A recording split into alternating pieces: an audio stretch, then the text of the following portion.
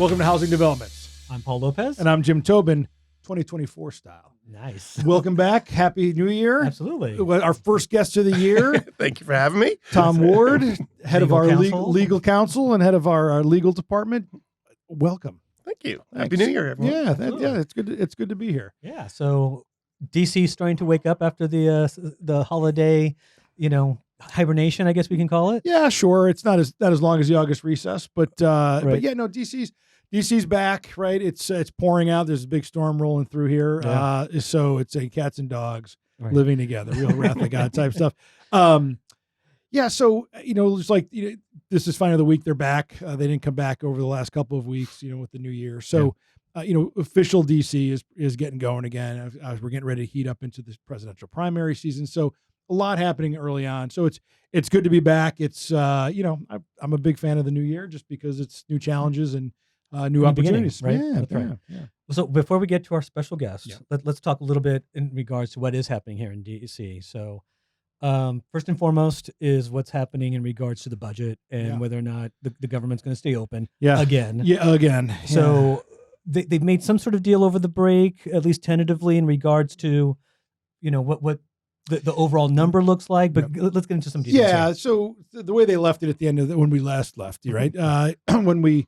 When we left 2023, there was a broader deal through a continuing resolution to get us through the end of January and even into there's a kind of a two-step tranche deal, right? And so we're waiting for the kind of other shoe to drop, which was the top line numbers, right? What is the overall budget number?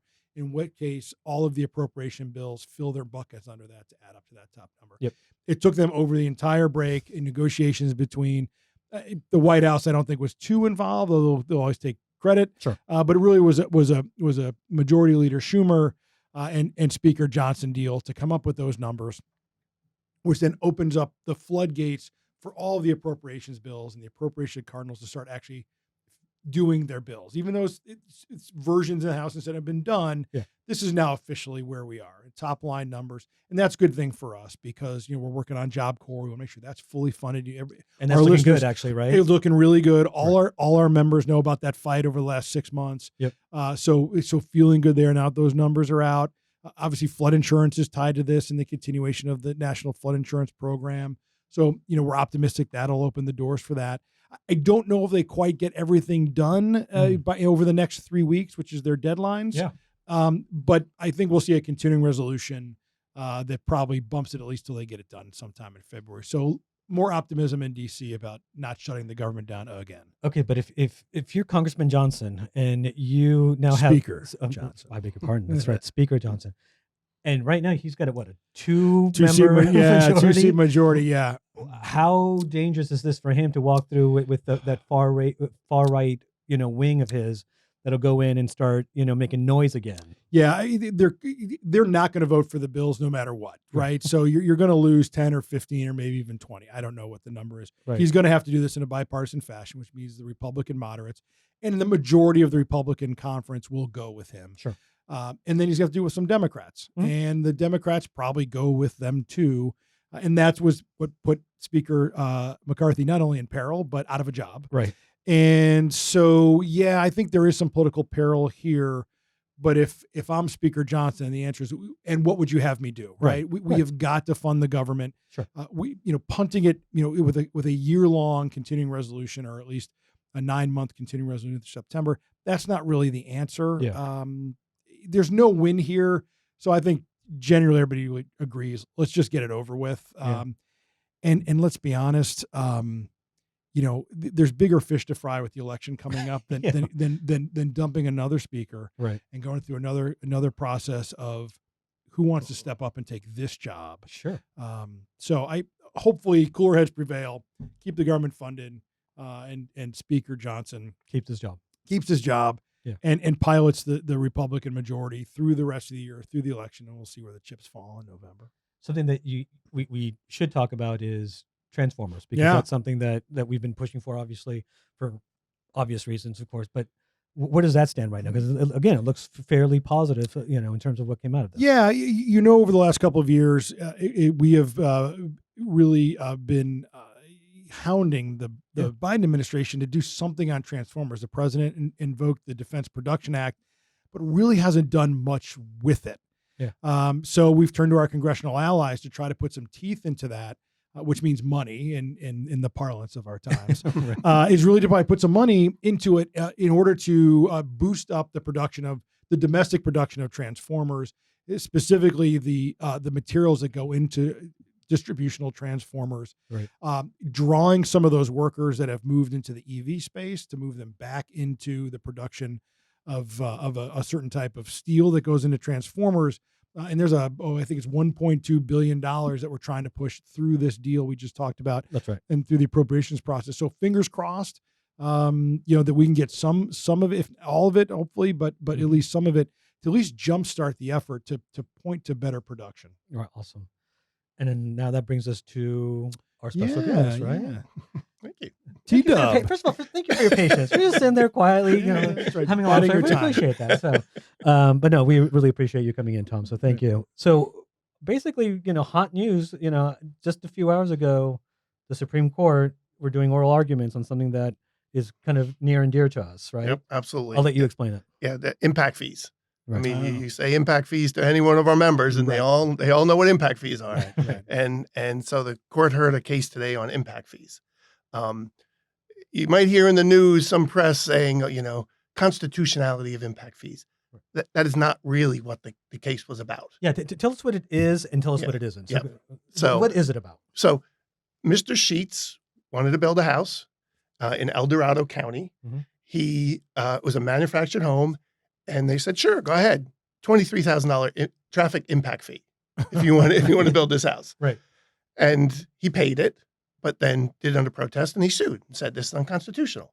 This is an unconstitutional condition on me developing my property. It's a takings under the takings clause. He lost at the lower courts in California, and so he was at state court in California. Right.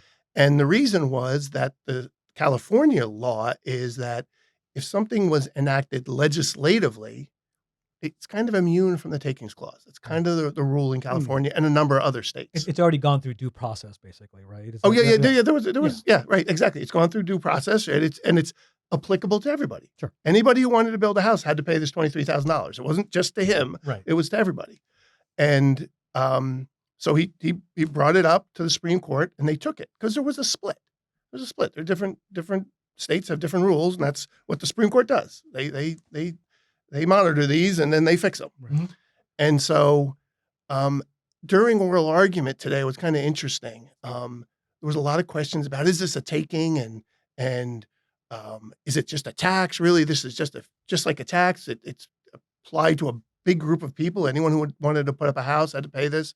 And Justice Gorsuch kept bringing it back to the question asked. When you file a cert petition, there's a question asked. Mm-hmm. And so he kept bringing it back to that and said, wait, the question asked was, if it's enacted legislatively, this is not exactly the right words, but is it immune from the takings clause? That was the question asked. And he kept bringing it back to that because both sides seem to agree that, no, just because it's enacted legislatively doesn't mean the takings clause does not apply. So both sides seem to agree to that. And he kept coming back to say, wait a second, we all seem to agree on this. Why don't we just remand the case back to the lower courts, let them deal with the question of whether a taking actually occurred, Right. and be done with it. And if I had to bet, that is where I think the majority of the court goes. Right. I think that's the answer to the question asked. So if the court resolves one way or the other that a state law is not, I don't want to say this the right way. If a state law does not preclude it from being a taking under the Fifth Amendment, right? If it's right, a state law like enacted Right. by the legislature. So is it fair to say that any impact fee enacted under state law would now therefore be unconstitutional and be rolled off? Oh, no. It's just whether. So the way it worked in California was just because it was enacted by the legislature meant you couldn't bring a takings claim against it. Mm-hmm. You couldn't say this is an unconstitutional taking. You just no, Right. we're not. You can bring due process. Mhm. You can bring equal protection. You can bring other concepts, but not takings if it was acted by the legislature. So if the court finds I think they will, it just means yes, you can bring that claim Right. against the state statute. Doesn't mean it was a taking, Right. but it means you can bring the claim. Right. So how did we get involved? I know that we worked with our California BIA on Mhm. this, but we wrote an amicus brief. We were so we What- wrote an amicus brief what at did the we add? cert stage, Right. and then at the argument stage. This has been an issue for 100 years, but it's not a huge issue. It's not it's not like every one of our members have. Most states don't have this, right? Right. So it's California, some other states, but it's a big constitutional issue, Right. and so we wrote about it. And what did we bring up? Housing affordability, Uh-huh. right? $23,000. How am I possibly building an affordable house if they can just throw a $23,000 bill at me Right. and then I can't challenge it on the takings clause? Right. So that was a big part of our brief. Oh, nice. interesting. Nice. So sorry, go ahead. Now, I was say, so big picture, what's the impact on our members? It would allow them, when you see these egregious impact fees. It allows them to bring the takings claim Gotcha. and say it has to be proportional to my impact. Mm-hmm. $23,000. He was building a manufactured house, and it was a traffic impact fee. Did he really have $23,000 Right, worth of right, impact on the right. roads? Like, I don't think so. Right. So now you can go in and say, well, $23,000. No, okay, $5,000 maybe, Right. $7,000. I don't know what's roughly proportional to my impact, but it's not $23,000. Yeah, Right. because we all agree we need to pay, our members and builders have to, pay their part, but it's just, sometimes it's just off our backs. It's just egregious, right? Exactly, Right, right? Yeah, Like, it's just right, exactly. like, oh, this is a money grab, and Yes. so let's keep calm about this Right. and be reasonable. And the other thing, so what we see with these impact fees, we see they take the money, it's for traffic, and then they put it in the general fund, Right. right? So Right. that's one problem we Right. see a lot. And then the other is, okay, well, my house is over here in this part of the county, and you want to use the money on all the roads on the other side of the county. Well, Yeah. that's not my impact. Right. I'm not impacting the other side of the county. I'm only impacting right here. Right. So those kind of the issues that we see a lot Yeah. with the impact fees. So what's next steps? I mean, it's reached the Supreme Court. When do we think we'll get some sort of ruling on this? Obviously by June. I think Right. this one that there's no holdover here. I think, Okay. in fact, I think quickly. Yeah, If I'm right, Yeah. which You is mean they pretty demand rare, but if I'm right, it'll be quick. Okay. Oh, good.